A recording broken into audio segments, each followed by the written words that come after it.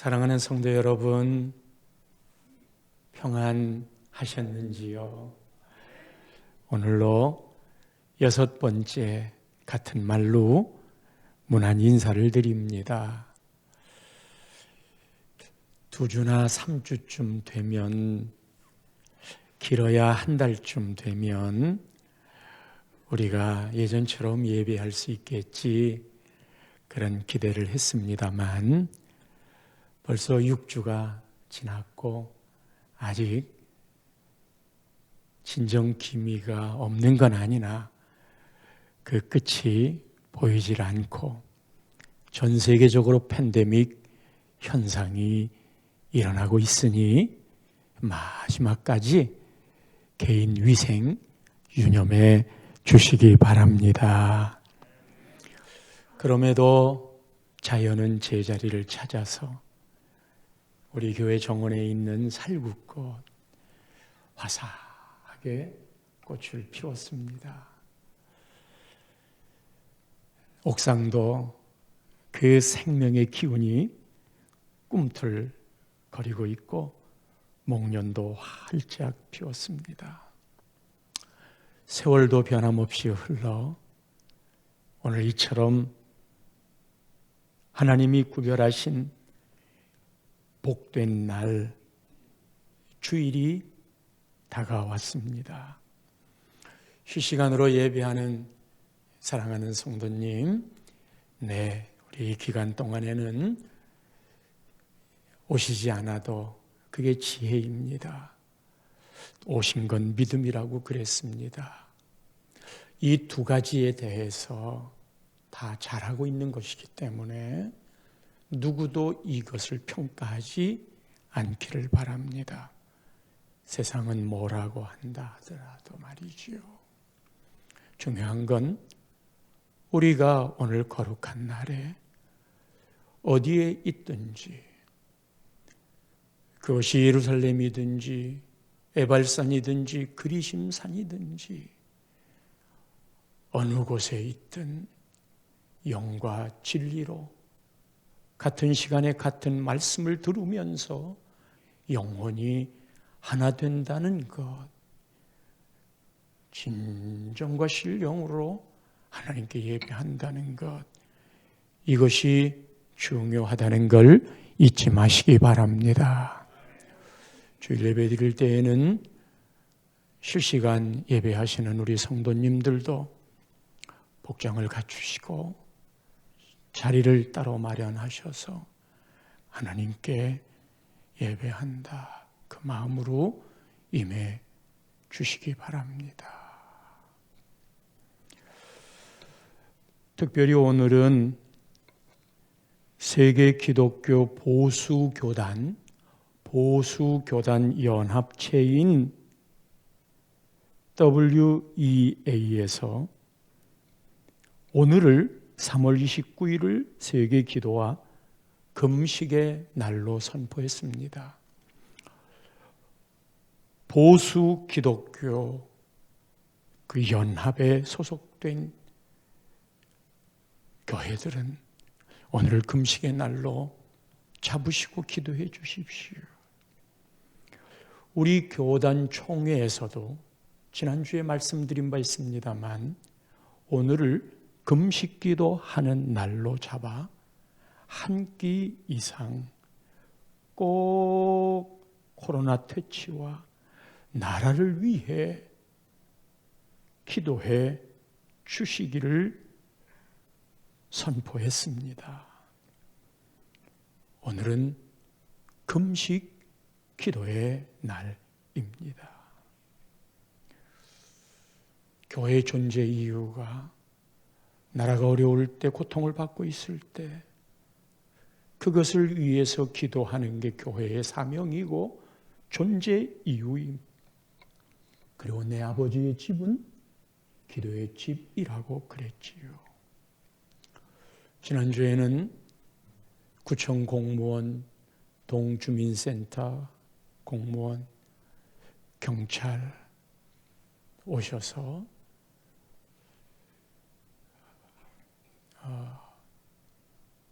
예배 다 끝날 때까지 함께 계셨습니다. 물론 더 이상 번지지 않도록 감염 예방을 잘 하고 있나 하는 것들을 살펴보기 위해서 오셨고 오늘도 오실 예정입니다. 7가지 감염 예방이란 입장하실 때 발열 체크하고,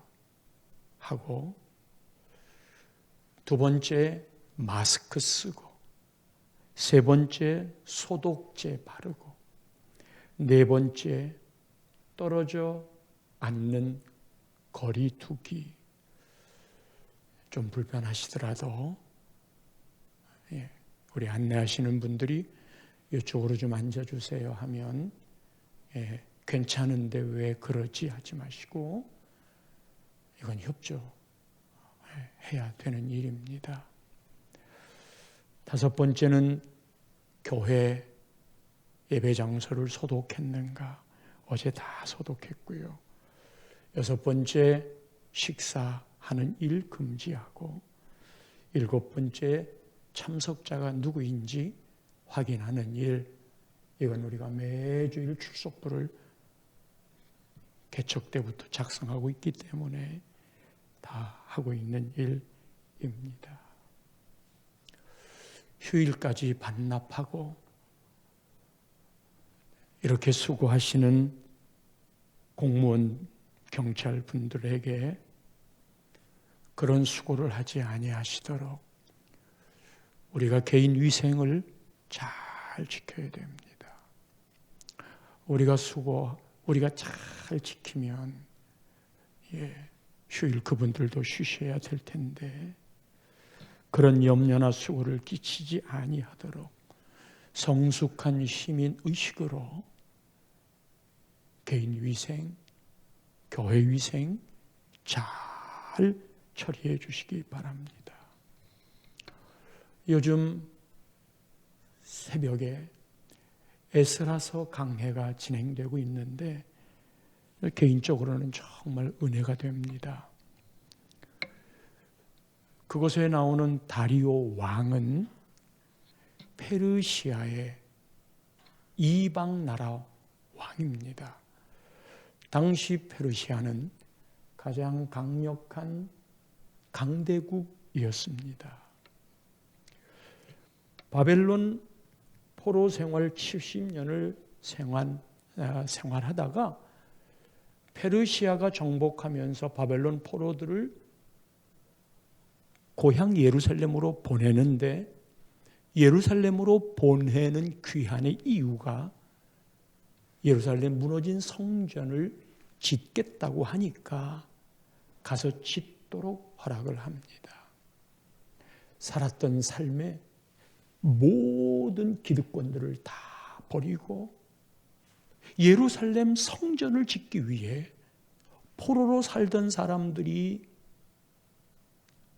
다시 귀환하는데, 이때 다리오 왕이 이 성전을 짓지 못하도록 방해하는 사마리아인들, 그들에게 성전 짓는 것을 방해하지 마십시오.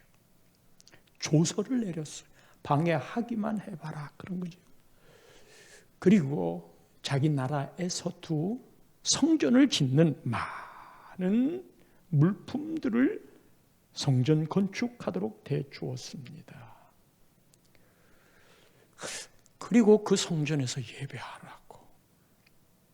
이게 다리오 왕의 요청인데, 왜 성전에서 예배하라는 줄 알아요? 자기는 하나님을 믿지 않는 사람, 그 나라이면서 에스라서 6장 10절 말씀을 보면 성전을 짓고 그들이 하늘의 하나님께 향기로운 제물을 드려, 이게 예배하는 일이잖아요. 성전을 짓고 그곳에서 그들이 하늘의 하나님께 향기로운 제물을 드려 왕과 왕자들의 생명을 위하여 기도하게 하라. 이게 자기 자신을 말하는 겁니다. 이방인 강대국 다리오 왕이 거기에 성전을 짓도록 해라. 방해하지 말아라. 그리고 물품도 대주겠다. 왕과 왕자들의 생명을 위하여 기도할 그 이유 때문에 향기로운 제물을 드려라 하고 예배하는 목적을 이 이방 왕이 이걸로 이야기를 한 거예요. 내 아버지 집이 기도하는 집이라는 걸 말이지요. 그 이후에 아닥사스다 왕이 에스라 7장 23절에 이렇게 이야기합니다. 무릇 하늘의 하나님의 성전을 위하여 하늘의 하나님이 명령하신 것은 삼가 행하라. 성전을 짓고 난 다음에 하나님이 명령한 걸 다 행하라 이거예요. 이스라엘 백성들에게. 만약에 그렇게 하지 아니하면 어찌하여 진노가 왕과 왕자의 나라에 임하게 하리요. 왕과 왕자의 나라에 임하게 하리요. 이건 아닥사스다 왕 이야기입니다. 그러니까 성전에서 기도하면 우리나라가 산다. 그 이방 나라죠. 기도하지 않으면 왕과 왕자의 나라의 진노가 임하게 된다.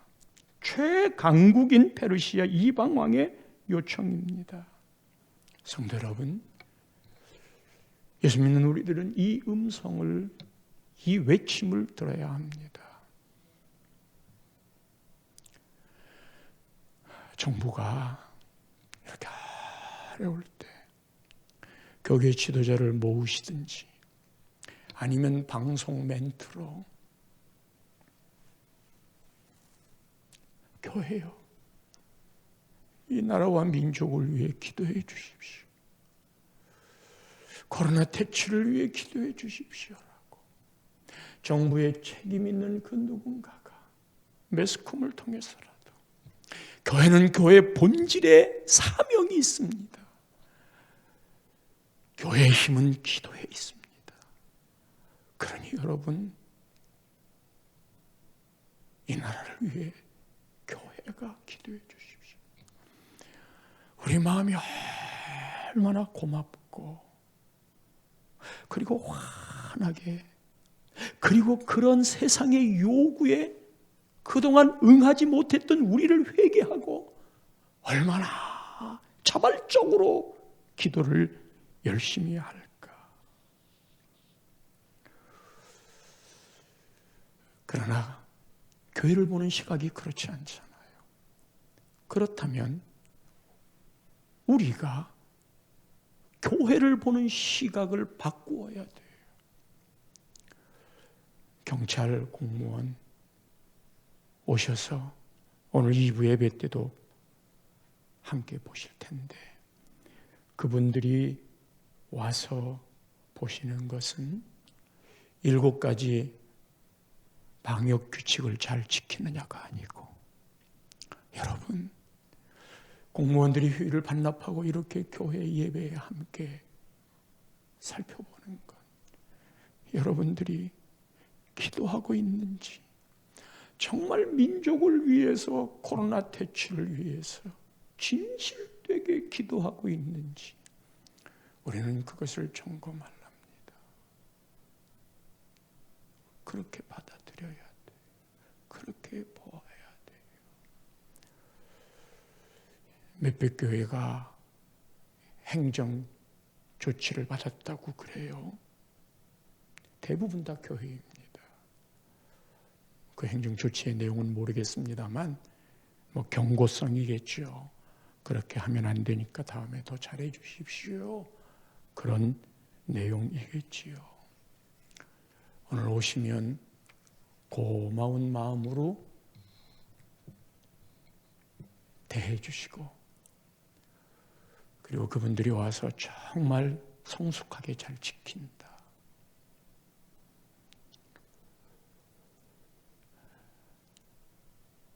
그리고 우리는 예배해야 돼. 또 살잖아요. 장소는 두 번째여도.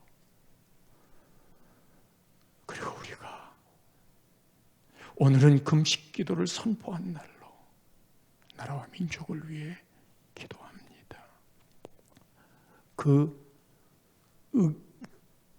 결의에 찬 그 모습, 우리는 그걸 보여주어야 되고 세상에 이야기해야 돼. 오늘 하나님의 말씀에는 이러할 때 교회가 어떻게 서야 되는가? 교회가 가야 할 길이 세상을 향하여 어떤 메시지를 던져야 할 건가, 모습을 보여주어야 할 건가 하는 것을 찾게 해줍니다. 오늘 본문의 요지는 이렇습니다. 예레미야 선지자가 부동산을 삽니다. 선지자 중에 거의 유일할 것입니다. 이 부동산은 아나돗에 있는 밭인데 그의 숙부, 작은 아버지의 아들, 그러니까 사촌 하나멜의 밭입니다. 이 밭을 샀어요.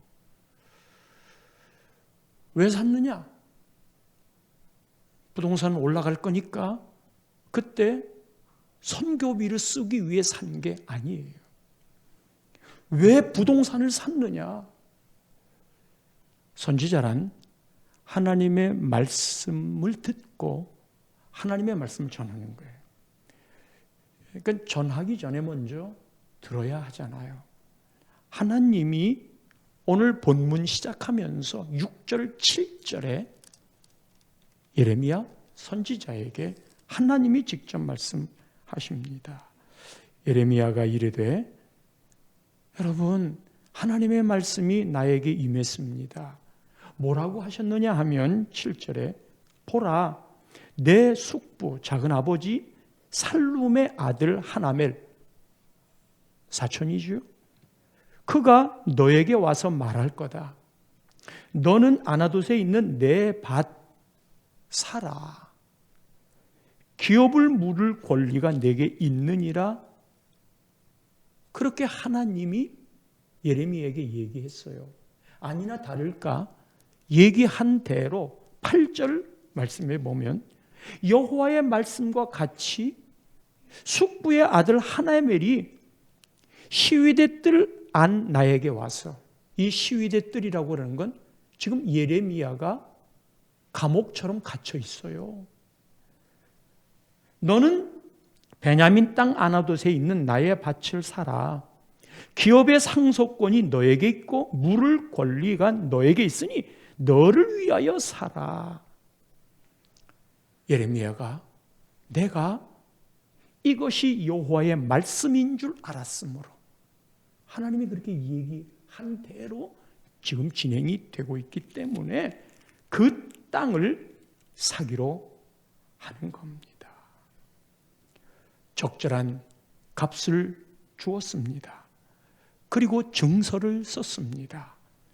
봉인한 증서는 원본이고 봉인 안 한 증서는 카피본처럼, 그리고 항아리에 증서를 담아서 오랜 날 보관하도록 많은 증인들 앞에서 내가 값을 치르고 이 밭을 샀으니 여러분들이 증인이 되십시오. 그렇게 본문의 이야기가 끝납니다. 성도 여러분,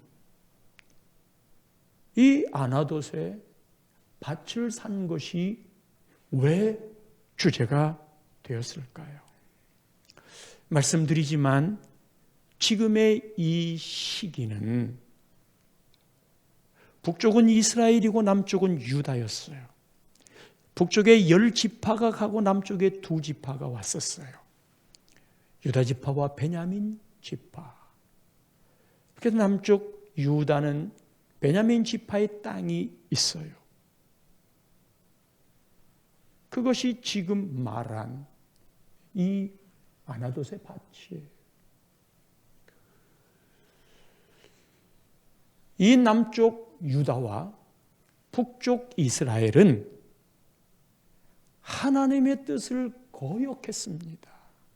하나님이 그들을 사랑했고 애굽으로 인도했고,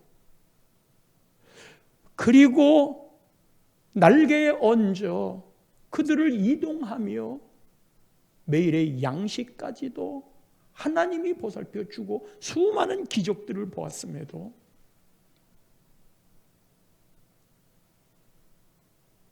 세상을 섬기고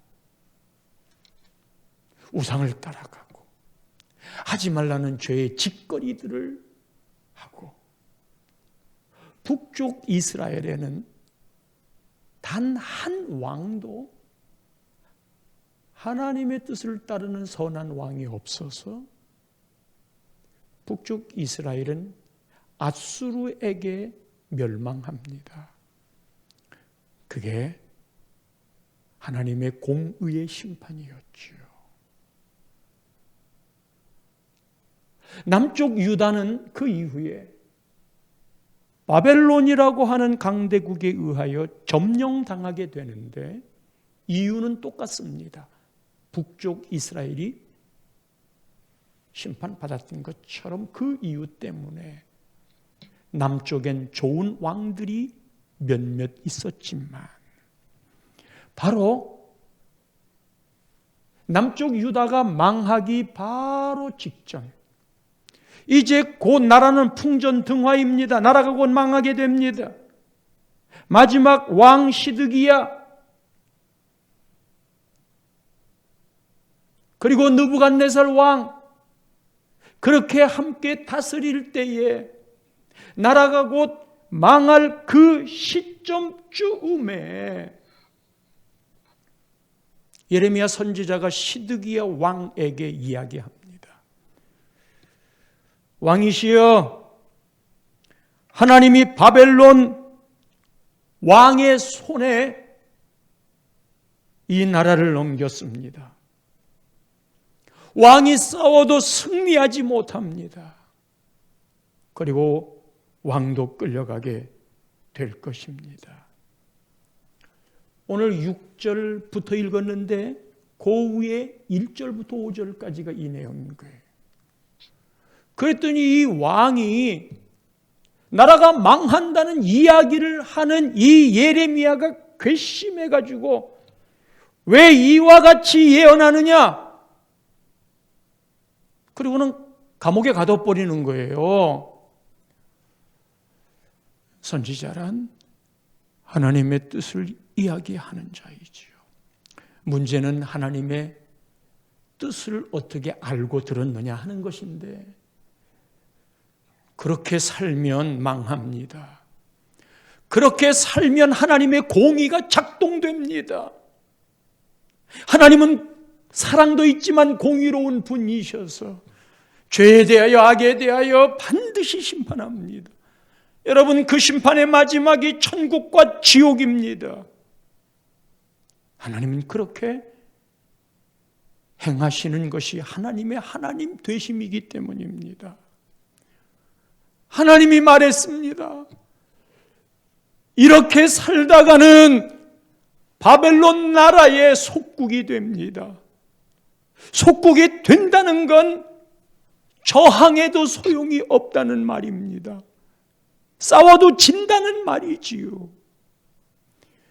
아니, 어떻게 그런 말로 사람들의 마음을 패하게 만드는가? 가두어라. 나라가 망할 때예요. 곧 망했습니다. 그리고 두 번째로는 본인이 지금 시위대 뜰 안이라는 건 행동은 조금 자유롭지만 자가격리처럼 그 안에만 있게 하는 감옥 같은 곳이에요. 이럴 때 밭을 삽니다. 나라가 망했는데 그 밭이 뭔 소용이야? 너 지금 감옥에 있잖아. 정말 너에게 필요한 건 이럴 때는 현금 아니면 귀금속 이런 거지.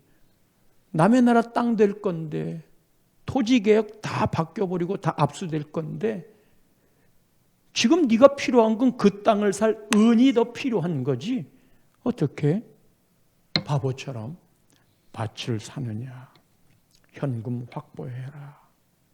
그러나 밭을 샀어요.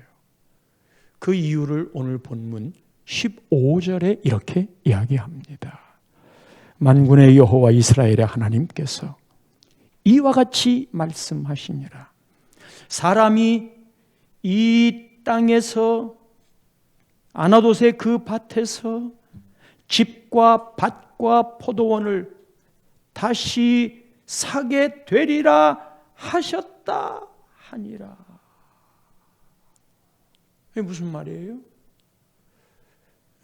지금 하나님이 나라 너희들 심판으로 곧 망한다. 바벨론 속국이 된다. 다 끝난다. 그런데 아나돗의 밭, 이 나라에 다시 집, 밭, 포도원을 사게 되리라. 이게 뭐예요? 회복시킨다는 거예요. 하나님의 사랑이에요. 아니나 달라 예레미야의 말처럼 70년 이후에 백성들이 바벨론에서 다시 돌아옵니다. 무너졌던 예루살렘 성전을 짓습니다. 그것이 지금 에스라 그리고 느헤미야. 그리고 왜 너희들 와서 성전을 안 짓니? 그게 학개 스가랴 선지자들이 활동했던 것이지요. 지금은 모두 무너졌지만 그건 하나님의 작정한 바이지만 작정한 이유는 36절 오늘 본문은 아니지만 이렇게 말합니다. 이스라엘의 하나님 여호와께서 너희가 말하는 바 칼, 기근, 전염병. 전염병 들어가 있어요. 칼, 기근, 전염병. 칼은 전쟁이 나고 기근 메뚜기 와서 다 먹든지 물이 없든지 전염병 번져 가는 것으로 말미암아 바벨론 왕의 손에 넘김바 되었다 하는 이 성에 대하여 이와 같이 말씀하시니라. 왜 바벨론 왕의 손에 넘김바 됐어요? 그걸 그 다음에 하나님이 계속 이야기를 해요. 이거는 너희들이 패역하게 살았다. 도무지 하나님의 말씀을 안 듣고 무시하면서 살았다. 그런데다가 우상 숭배를 하고, 여러분 우리 우상 숭배 안 하는 것 같지요? 하루아침 시작돼서 내가 제일 먼저 찾는 게 누구임이 어떤 것인가 하는 것을 봐도 우리 우상이 누구인 줄 알아요. 요즘의 우상은 원하는 바는 아니었지만 핸드폰이 돼요. 떨어지면 못 살아요. 공황 증세 와요. 어디다 잃어버렸다 그러면 저도 자료가 다 거기에 들어있기 때문에 이 핸드폰 잃어버리면 이게 깜깜해요. 깜깜해요. 우리가 어디 하나님 잊어버렸다고, 하나님 잃어버렸다고 그렇게 당황하는 마음 가질까? 오랜 날 하나님 없이 살았다고 한들 우리가 그렇게 당황할 수 있을까? 그런 게 이미 우리에게는 우상 숭배가 되어져 버린 것이죠. 그런데다가 악을 행하면서 살아가는 모습, 거기에 칼과 기근과 전염병이 생기는 거예요. 근데 하나님은 아나돗의 밭을 사게 함으로 다시 회복한다. 그 희망. 사랑하는 성도 여러분, 지금 우리는 코로나 위협 때문에 숨쉬기도 곤란한 마음 졸임으로 살아가고 있습니다. 어느 성도님이 전화했는데 제가 못 받았어요. 다시 제가 그 전화를 하려고 하는 순간 제 마음에 드는 게 혹시라도 전화 통화가 돼서 목사님 제가 확진됐어요. 확진자예요. 살이 확 찐 거 말고 확진자 됐어요. 그 말을 할까 봐 가슴이 콩쾅 뛰는 마음으로 전화를 했어요.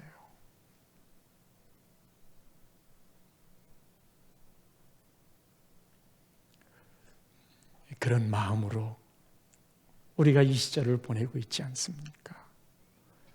코로나19는 우리가 바라는 게 아니고 이리 보아도 저리 보아도 곤고한 삶의 트랙인데 이 곤고한 삶의 트랙에 형통의 삶이 늘 병행하고 있다는 걸 알지만 이 곤고의 트랙을 통하여 우리가 무엇을 얻을 것인가?